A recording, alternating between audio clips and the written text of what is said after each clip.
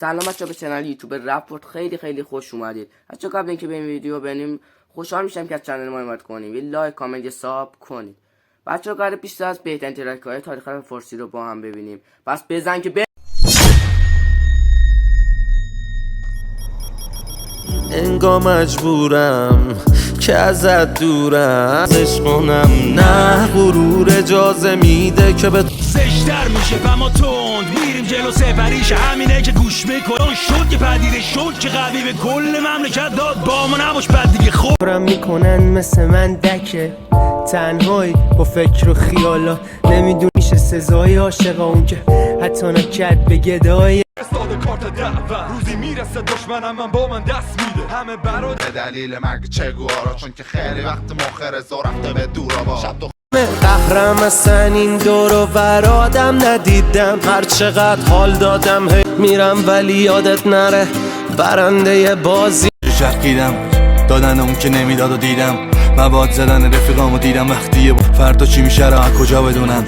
یه نسل بخ باش قدی دور شد که دیگه سرو شد نبینه بچه ها میگه رفت شروع کن همه نسخن هستم بای پولیس مجبورم نزنم برم نشی دیوار وای اینقدر کشیدم که نمیگیره خندم با چشمم گفت دوره بیخی زندگی شدم که پر پیچ و خمه رسید خبرن نفوذمون قاطی دشمن هست نبودیم لاتی پر کردن زیر سازی کردیم بشه بازی محکم‌تر بعد بری سینه زنی میگه بیا رفاقت کنیم دیره ولی خودتو فو افکارم میجنگم خیال نکن تو شهر من حلوادم میکردن حواسم نبودم تو این زمین کار مونده دارم مجنون شهر یعنی خود من یادم رفتم همه جا راکا چاک چاک راکا چاکا چاک انداختم ریل رو تریبون مثل مهسته میری توش خسته نمیگم.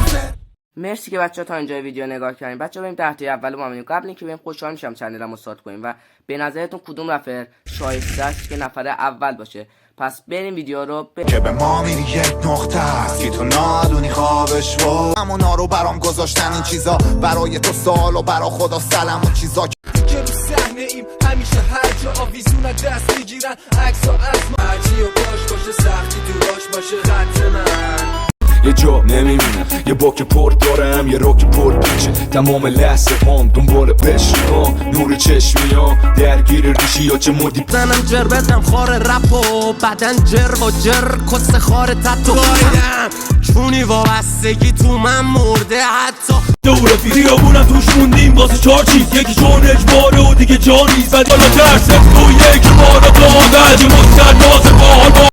نه خوشگله نه زشت نه عام پسندی زندگی یه مجموعه منظم از بی نظمی هاست یه مجموعه من به تو بمیرم و افسانه ترشم به تو همه بفهمم دردار دردم من از خودم با دنیا تصفیه کنم باید برگردم به اصلی خودم باید بکشم مارای زنگی دورم چون من دیدنم بیدل میدم بیفونم پس